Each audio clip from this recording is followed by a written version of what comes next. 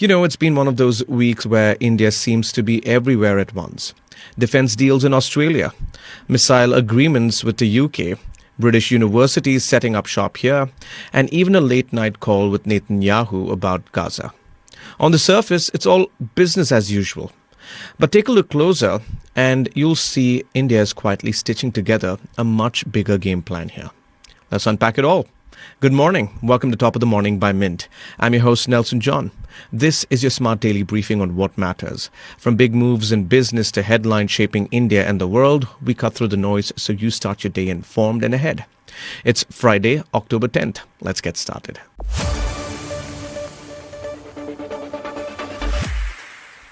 Here's the thing about partnerships in uncertain times. They're either strengthened or fade. India and Australia just chose the former. Defence Minister Rajnath Singh and Australian Deputy Prime Minister Richard Marles signed 3 major defence agreements in Canberra on Thursday. The pacts cover information sharing, submarine search and rescue cooperation, and establish joint staff talks between the armed forces. Now, this comes exactly 5 years after the two countries elevated their relationship to a comprehensive strategic partnership. And the timing, well, they matter. The 2-day visit marks the inaugural Australia-India Defence Ministers' dialogue, and both sides call the progress in bilateral defence partnerships unprecedented. They're not exaggerating. Since 2020, the ministers have met 4 times, each meeting pushing cooperation deeper into areas like military exercises, maritime security, defence industry collaboration, and joint research. Rajnath Singh didn't mince words when discussing regional threats. On Pakistan, he was direct.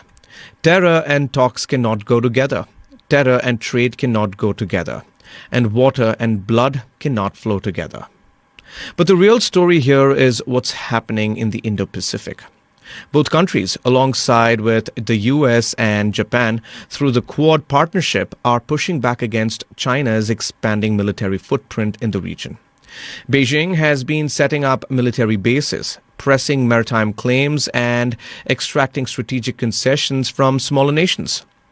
The joint statement highlighted plans for a maritime security roadmap and stronger cooperation on maritime domain awareness.